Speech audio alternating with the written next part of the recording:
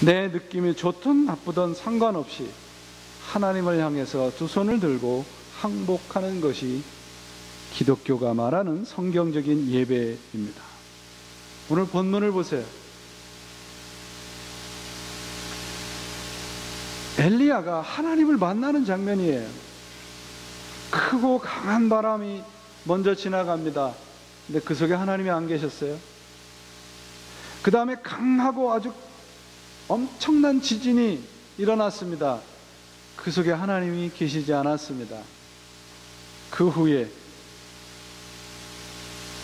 아주 세미한 소리 가운데 하나님이 계셨습니다. 여러분, 크고 강한 지진, 강한 바람, 큰 불, 이런 것이 무엇입니까? 오늘날 신자들이라고 하는 사람들이 체험하고 싶은 예배의 모습은 아닌가요? 뭔가 내 마음에 뜨거움이 일어나는 것, 그 뜨거움이 진짜여야 합니다. 내 삶을 변화시키는 뜨거움이어야 해요. 그런 뜨거움이 아닌 그저 단순한 내 감정을 위로하는 것이라면 그건 바알 신앙이라는 것이죠. 그러한 것에는 하나님이 계시지 않습니다. 세미한 소리 가운데 계신 하나님이 엘리야를 만나주시고 계십니다. 오늘 본문의 앞뒤 상황을 아주 우리가 제대로 이해하는 것이 중요합니다. 엘리야는 앞에 17장, 18장에서 보시면 갈멜산에서 1대 850으로 싸워서 이기잖아요. 바알 선지자들과 대결해서 통쾌한 승리를 거둡니다. 그리고 나서 엘리야의 마음속에 뜨거움이 있었습니다. 내가 믿는 하나님이 얼마나 대단한지 보았지. 승리를 거둔 엘리야는 그런 마음을 가지고 갈멜산에서 이스라엘에 있는 아합의 왕궁까지, 18장의 마지막 절 보세요. 아합의 왕궁까지 단 한 걸음에 달려갑니다. 이 모습이 무엇인가요? 엄청난 감동을 경험한 예배를 본 사람들의 모습입니다. 부흥회와 같이 특별한 집회에서 신비한 경험을 한 거예요. 엘리야 마음속에 사람들이 나를 인정해 줄 것이고 나를 대접해 줄 것이고 아합도 내 앞에서 무릎을 꿇을 것이다. 온갖 상상을 하면서 엘리야는 아합의 왕궁으로 달려갑니다. 그러나 엘리야를 맞이하는 것은 사람들의 팡파레가 아니었습니다. 이세벨의 살해 명령이 그를 맞이합니다. 그가 만난 현실은 갈멜산에서 경험한 그 뜨거움과는 전혀 상반된 거예요. 좌절합니다. 텅 비고 거대한 사막 한가운데 좌절한 엘리야의 모습을 만날 수 있지 않습니까? 그곳에서 하얀 꽃에서 향기가 나는 로뎀나무 아래 머리를 쳐박고 하나님께 울부짖습니다. 하나님, 내가 상상했던 하나님은 이런 하나님이 아니지 않습니까? 내가 하나님을 위해서 얼마나 큰 일을 한지 아십니까? 그때 하나님이 나타나세요. 귀를 자세히 기울이지 않으면 들리지 않을 만한 또 gentle voice로 하나님이 엘리야를 만나 주십니다.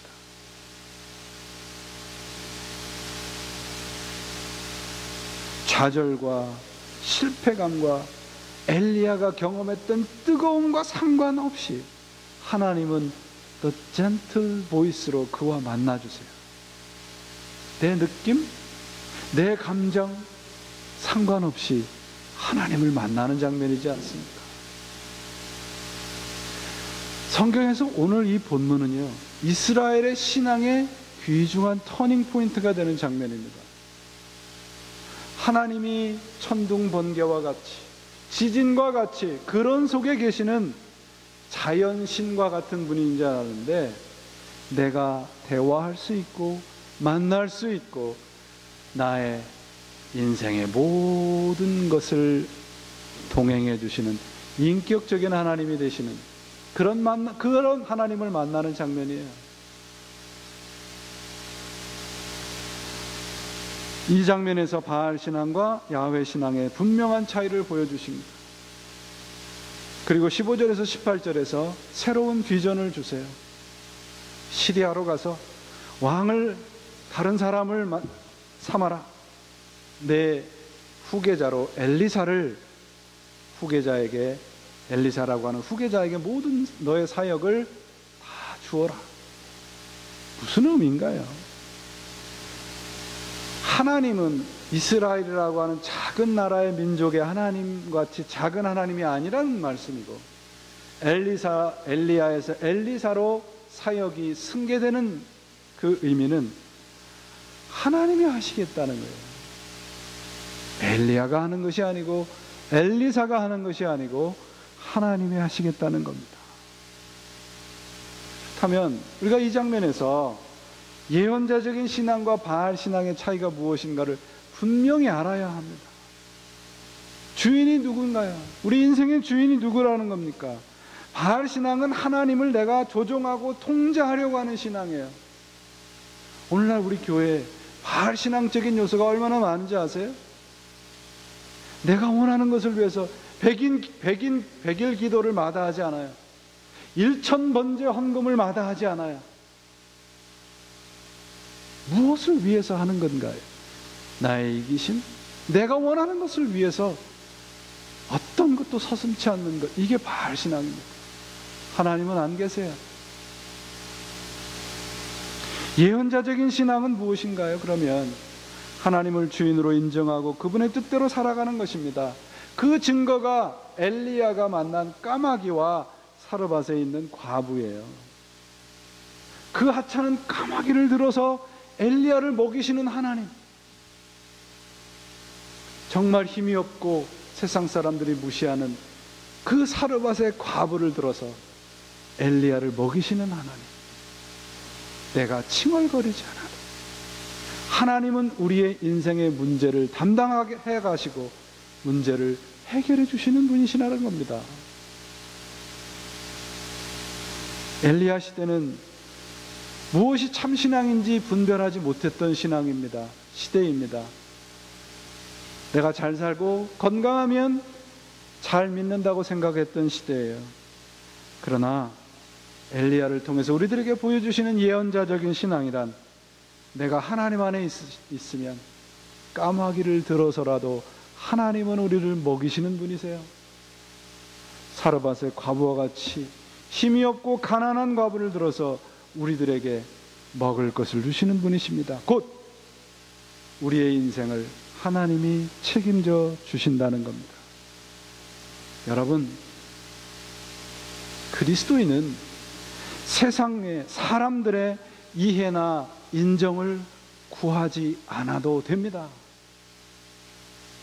우리 그리스도인은 하나님이 책임져 주시는 존재인데 왜 세상의 인정이 필요합니까? 왜 세상의 이해를 구하지 못해서 안달을 하십니까? 엘리야는 그의 삶을 보면서, 저는 엘리야의 모습을 보면서 엘리야는 단 한 번도 세상의 중심 세력을 향해서 걸어가지 않았어요. 그는 언제나 하나님을 향해서 걸어갔던 예언자였습니다. 곧 참된 신자의 모습이라는 거죠. 그래서 그 결과가 무엇인가요? 죽음을 보지 않고 하나님을 만나지 않았습니까?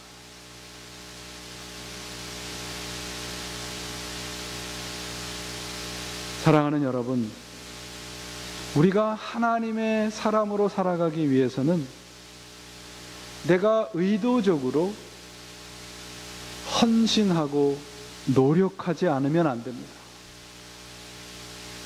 그렇지 않으면